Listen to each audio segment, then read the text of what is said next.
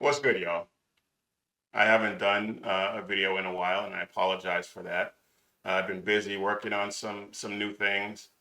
Not to mention, I now have a full-time job unrelated to the content that I produce. So it severely cuts into the time that I have to produce good content for y'all because the economy is built back so much better or something.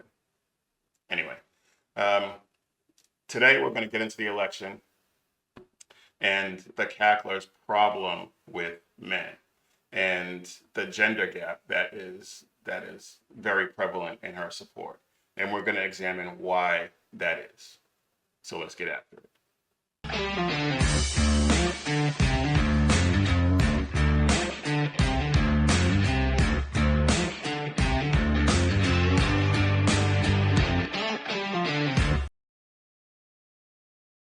All right, before we get into the main topic, I just want to take a minute to acknowledge what's happening in Georgia, the Carolinas, Tennessee, and the devastation that has been wreaked by Hurricane Helene. We're praying for everyone who has been affected. And if you're not in a position to be boots on the ground and help, consider donating to Samaritan's Purse.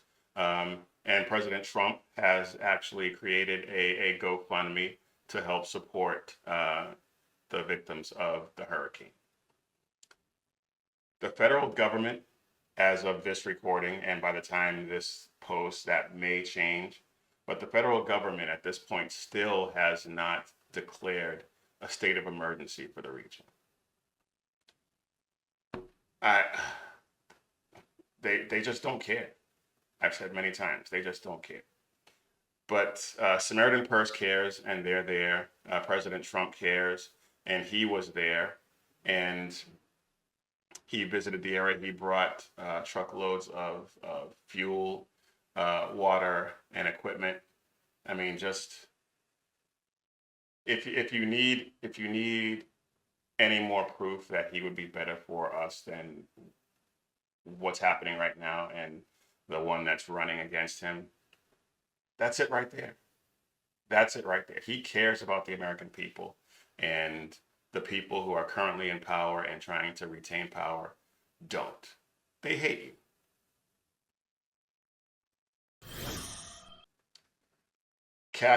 Kamala Harris is the absolute worst candidate to ever run for president, and it's not even close. And she's completely unqualified. And it's not surprising considering that she was installed as the candidate after a coup against President Biden. She never won a single vote. But President Trump is a threat to democracy. Ridiculous. But that's a discussion for another time. Her problem is the fact that men, real men, are not buying what she's selling. Not even a little bit.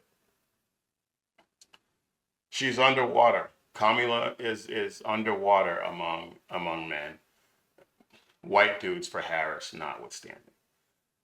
And I talked about those guys in another video, and if you look back at it, you'll see why those guys, why guys like that are supporting her. It's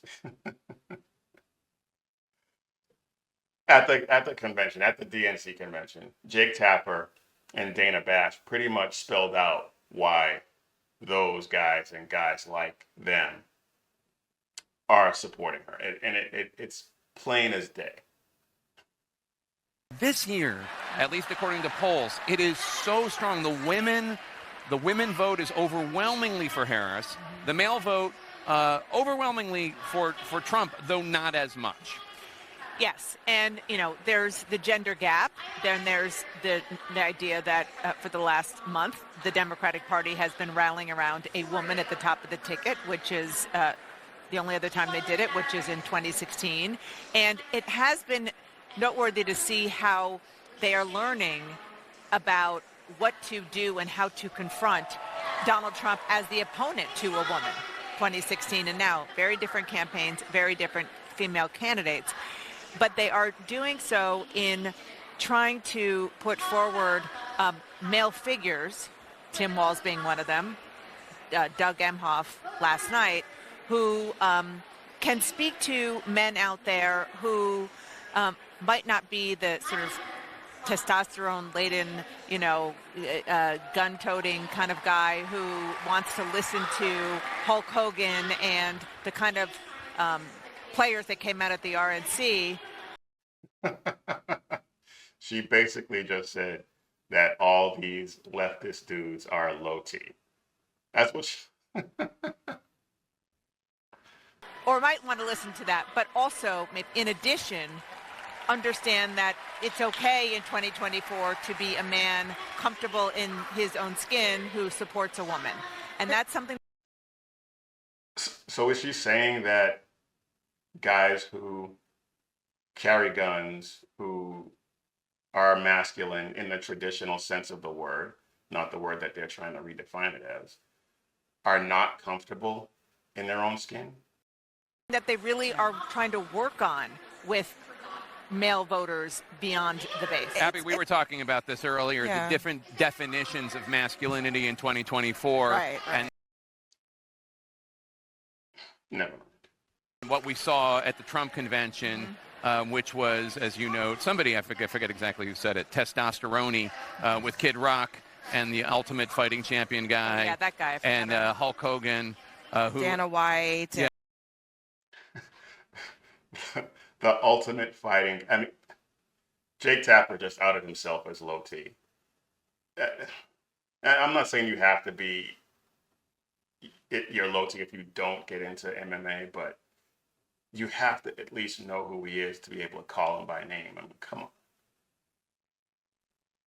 Yeah. Remember, Hulk Hogan actually ripped off his shirt, and he had another shirt underneath, which I think is not exactly what the rip off the shirt thing is supposed to be. But in any case, I digress. They just outed themselves. Jake Tapper just outed himself as low T, and they like I said, they just called out leftist men as low T dudes. The alpha male Hulk Hogan fan, gun-toting, testosterone-laden masculinity that she references, the left often refers to that as toxic or performative masculinity. What it basically is a defiance of the rules that the left has laid out for us. That's not performative, that's not toxic, that just goes against their narrative. That's all it is. That goes against what they want from men, because they want to be able to control them. And a man who knows his role and knows who he is and is willing to take on that traditional male role can't be controlled. It's not performative. It is adhering to that role that I talked about. And the left has been trying to subvert that for years now, with the feminist movement and more recently the gender delusion movement. And they seek not just to have equality with men. They're trying to supplant men. They're trying to become superior. They see themselves as superior to men. And they have brainwashed a significant number of men into believing that lie. And those men who believe that lie are now willing to submit to women and abdicate their role and responsibility as men to those women. And let's be clear, men who subordinate themselves to women in that way, not only are they not Christians, they're not concerned with supporting their families. They're not concerned about the economy. They're not concerned about protecting their families and their communities against the invasion of these illegal immigrant, illegal alien criminal gangs that are taking over cities and apartment complexes. They're supporting 4 more years of this disastrous administration, which basically amounts to a 4th Obama term, because Obama's been calling the shots in the Biden administration. I mean, if you don't believe that, you just aren't paying attention. But Ronald Reagan once asked, famously in his campaign against Jimmy Carter, "Are you better off now than you were 4 years ago?" The only people better off now than they were before the Biden administration took over are illegal aliens, Mexican drug lords, and Volodymyr Zelensky. That's it. Those are the only people who are better. And speaking of Zelensky, Biden just gave him another $8 billion.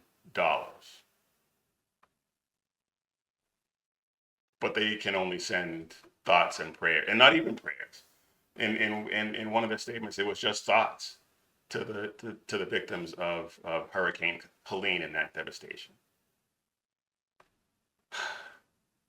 Of course, we are praying for those people, as I stated before in the open, and we do donate to Samaritan's Purse, and they're on the ground right now, like I said, along with President Trump.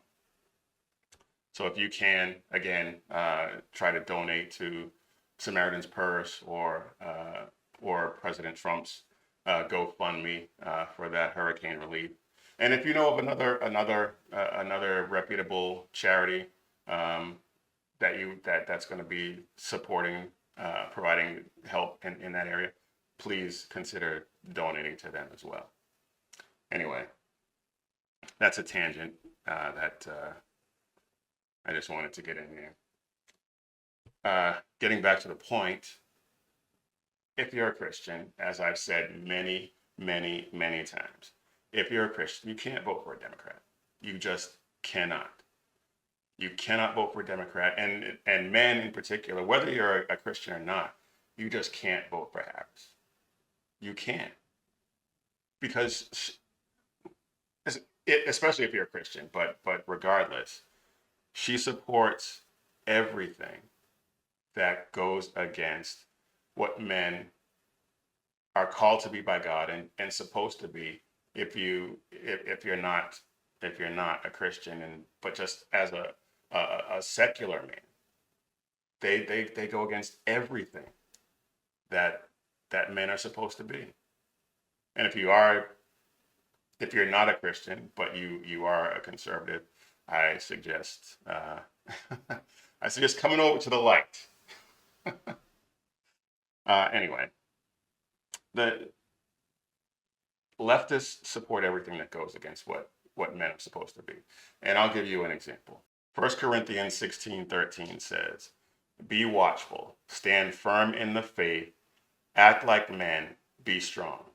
Let all that you do be done in love." Leftists don't want men who are willing to be the watcher on the wall. They don't want men who are willing to stand a post and defend against the enemy. As Dana Bash said, they prefer the men who are comfortable in their own skin and support women. But they don't want the quote unquote testosterone laden men. Why do you think they're going out of their way to recruit drag queens into the military? Why do you think they're so bent on this gender equality in law enforcement and in the Secret Service? And we saw how well that worked out. We've established many times, I said this earlier, we've established many times that they hate Christians. They hate Christianity. They don't want strong men, especially men of faith, in positions of authority. They don't want strong men to be pillars of our society, because strong men who are pillars of our society cannot be controlled. That's why they want men to embrace femininity and normalize men acting like women, normalize gender confusion, normalize men dressing up as women. It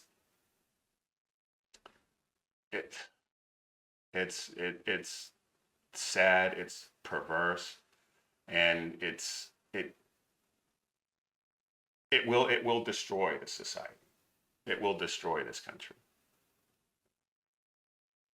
The only thing they love, getting back to the Bible verse, the only thing they love is money and power, and not necessarily in that order. Men men are called to serve God, lead their families in service of God, and protect and provide for their families and communities. And men who serve God do all of that out of obedience to God and love for Him, and by extension, love for their families and communities, because they want what's best for their families and their communities. And that's something that the left just cannot comprehend, because they are twisted, so twisted and enthralled by the enemy. All right, let's get back to Harris being underwater with men. She's polling poorly with men because men, by and large, don't make decisions emotionally. Men are wired to think logically and analytically. And again, that's a generalization. I understand that. But when we analyze the feminist movement and how it has given way to the transgender movement over the past 10 to 15 years, men, the testosterone-laden men that Dana Bash talked about, have been marginalized, and they've tried to teach men that being masculine, being a protector, being a provider, being able to build and fix things is toxic. And all that has culminated in the past 4 years of being a complete and utter disaster. Logically speaking, you can't look at the past 4 years and think that 4 more years of this will benefit us individually or the country as a whole in any possible way. And they're so bent on getting her in. They absolutely hate Trump, and they hate anyone who supports Trump. And you can't reason someone out of a position that they reach through emotion. And because they hate Trump, they hate Trump more than they love anything. They hate Trump more than they love themselves, more than they love their bank accounts, more than they love anything. They hate Trump, and they're willing to tear everything down to keep him from being president again. They're willing to go through more Bidenomics or Harrisonomics, whatever they're going to end up calling it, if she manages to steal this election. That economic policy, those economic policies have made it so much more difficult to support families than it was under Trump. And men know that they were much better off under Trump than they have been under this Biden-Harris administration. And voting for Harris, clear thinking, logical, analytical, masculine men can look at what has transpired over the past 8 years between with the contrast of the Trump presidency and the Biden presidency, they can look at that and understand that voting for Harris is going to make things that much worse. Because as bad as Biden is, Harris is even more of a radical. Harris, it will be a disaster. It will be an absolute disaster. Voting for Harris is voting against our own self-interest individually and as a country. It's not even really a question. And I don't understand people who are willing to deal with another 4 years of this.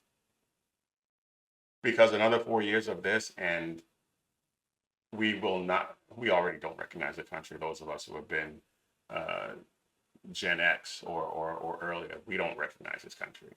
And another 4 years of Harris, and it will be,